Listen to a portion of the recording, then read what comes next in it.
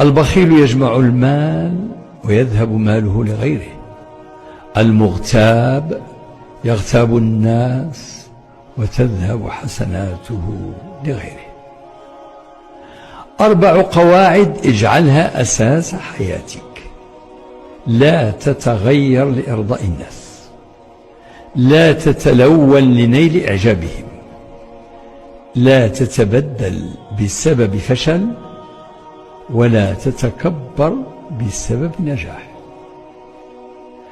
أجمل الأرزاق ليس رزق المال، بل إن أجمل الأرزاق سكينة الروح ونور العقل وصحة الجسد وصفاء القلب وسلامة الفكر ودعوة أم وعطف أب ووجود أخ وضحكة ابن واهتمام صديق ودعوة محب في الله. صاحب الصالحين، فإنهم إذا غبت عنهم فقدوك، وإذا غفلت نبهوك، وإذا دعوا لأنفسهم لم ينسوك. هم كالنجوم إذا ضلت سفينتك في بحر الحياة أرشدوك، وغدا تحت العرش ينتظروك. ألا يكفيك أنهم في الله يحبك.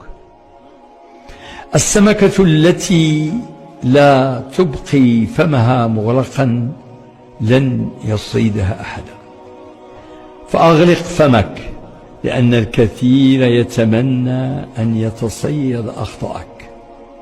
وكن كالمطر أينما يقع ينفع، ولا تقل إن الدنيا تعطيك ظهرها، فربما أنت الذي تجلس بالعكس.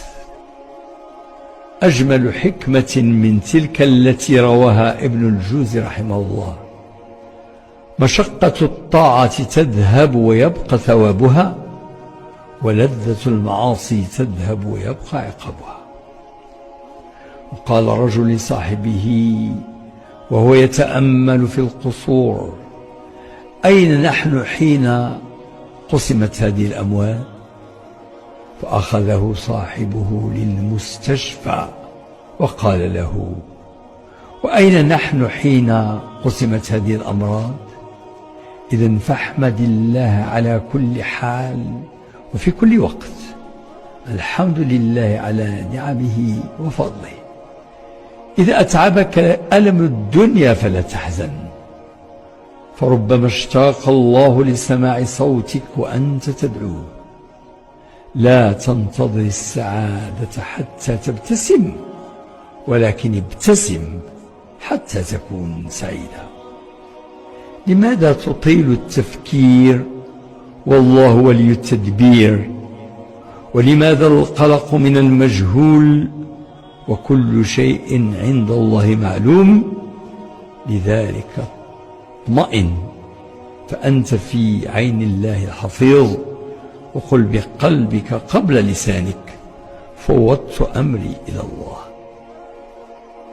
لا نعلم بعد رحمة الله ما الذي سيدخلنا الجنة، أهي ركعة أو صدقة أو سقيا ماء أو حاجة مؤمن قضيناها أو دعوة أو ذكر. فاعمل ولا تستصغر، دمتم في طاعة الله وحفظه.